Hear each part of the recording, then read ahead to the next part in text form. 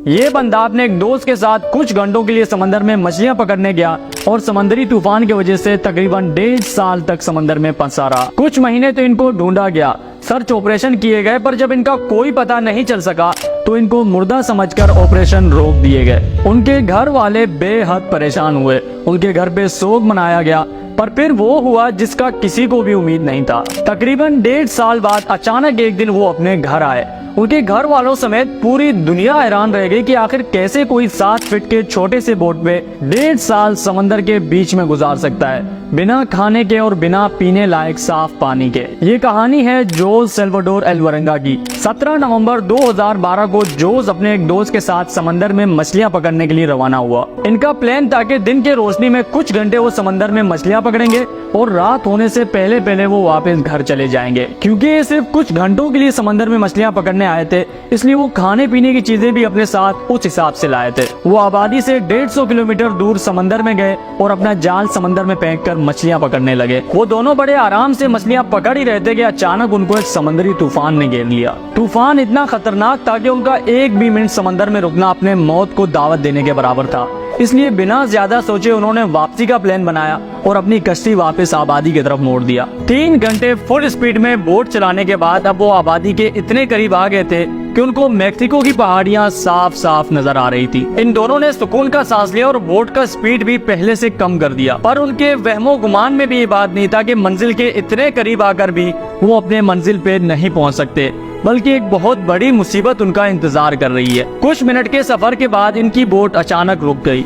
Check करने पे पता चला कि बोट में फ्यूल बिल्कुल खत्म हो चुका है। अब ना इनके पास चप्पू थे कि वो खुद बोट को किनारे तक ले जा सकें और ना आसपास कोई कश्ती या बोट थी जिससे मदद लेकर वो किनारे तक पहुंच सकते। अब वो पूरी तरह समंदर के रहमो करम पर थे। पर खुशकिस्मती से उनके बोट में एक रेडियो सेट था जिससे उन्होंने अपने बॉस को सिग्नल भेजा कि उनकी मदद की जाए। उनके बोट में फ्यूल खत्म हो गई है। उनको लगा कि अब कुछ मिनटों में उनके बॉस के तरफ से मदद आ जाएगी और वो रेस्क्यू किए जाएंगे, पर ऐसा नहीं हुआ। 1 घंटा गुजर गया पर उनके बॉस के तरफ से इनके लिए कोई मदद नहीं आई। इंतजार में अब उनके रेडियो की बैटरी भी खत्म हो गई थी और इनका राब्ता बाहरी दुनिया से पूरी तरह खत्म हो गया था। वक्त गुजरता गया, यहाँ तक के दिन से रात हो गई पर उनको अभी तक रेस्क्यू नहीं किया गया था। और अब आराम आराम से उनकी कश्ती भी गहरे पानी में ड्रिफ्ट होना शुरू हो गई और आराम आराम से समंदरी लहरें इनको पैसिफिक ओशन में ले गई। पैसिफिक ओशन दुनिया का सबसे बड़ा समंदर है, जहाँ अगर कोई बहरी जहाज भी अगर गुम हो जाए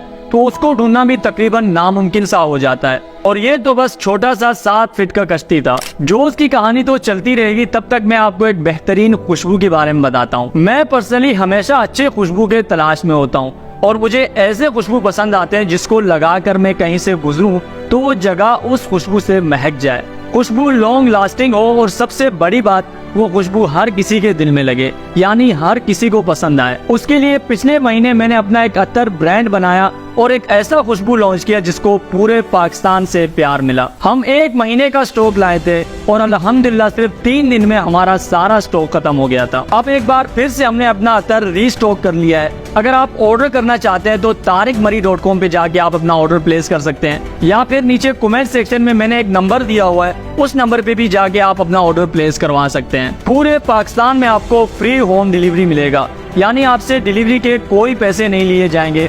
यकीन करें, ये आपके जिंदगी का वो खुशबू होगा जो सीधा आपके दिल में अपना जगह बना लेगा। आप आदी हो जाएंगे इस खुशबू के। ये मैं अपने चीज की तारीफ नहीं कर रहा, बल्कि हजारों कस्टमर्स का रिव्यू आपको बता रहा हूँ। ऑर्डर करने के लिए tariqmari.com विजिट करें, जिसका लिंक मैंने नीचे कमेंट सेक्शन में दिया हुआ है।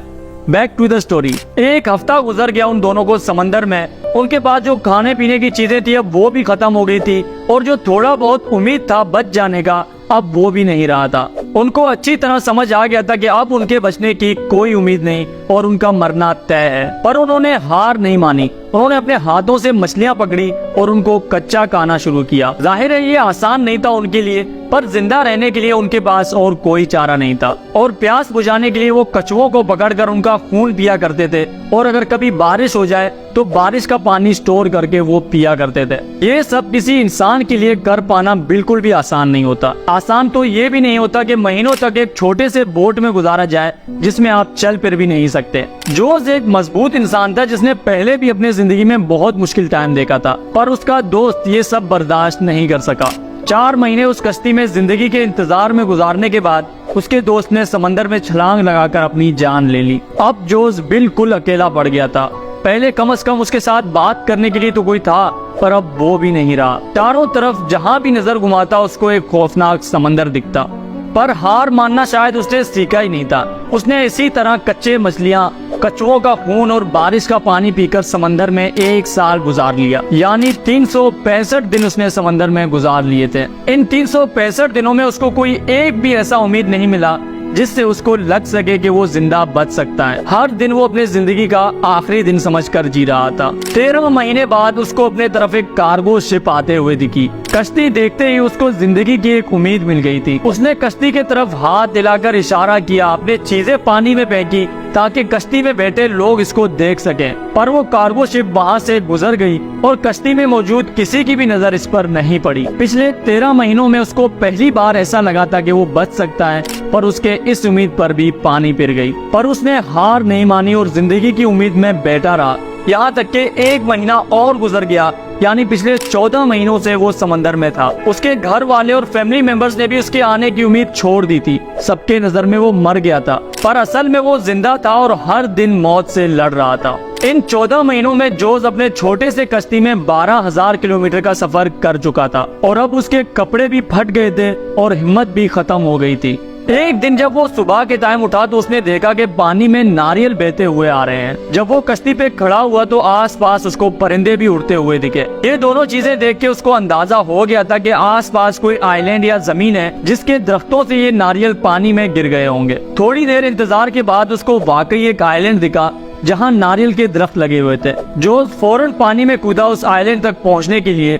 उसको डर था कि ये आइलैंड भी उससे मिस ना हो जाए। तैरते तैरते जब वो किनारे तक पहुंचा तो वहाँ उसको एक घर दिखी। जोस ने उस घर के गेट को दस्तक दी और वहाँ रहने वाले लोगों को अपना सारा कहानी बताया और उसे मदद मांगा। उन लोगों ने जोस को अपने घर पे बिठाया, उसको कपड़े दिए, खाना दिया और फिर गवर्नमेंट के हवाले कर दिया। कुछ दिन बाद जोस जब अपने घर आया और उसके घर वाले जिन्होंने इसको मुर्दा समझा हुआ था, वो जोस को जिंदा देखकर हैरान रह गए। उनके खुशी का इंतहा नहीं रहा। देखते ही देखते ये बात पूरी दुनिया में आग की तरह फैल गई और दुनिया भर के न्यूज चैनल्स ने जोस के इस नाकाबिले यकीन सफर को अपने न्यूज चैनल्स पे चलाया। बाद में जोस ने अपना एक बुक भी लिखा जिसमें उसने अपना ये सारा सर्वाइवल स्टोरी बताया और उस बुक का नाम था 438 डेज। ये थी हमारी आज की स्टोरी। आई होप आपको पसंद आई हो। मैं और आप मिलेंगे किसी एक नए वीडियो में। तब तक के लिए अपना बहुत सारा ख्याल रखें। अल्लाह हाफिज।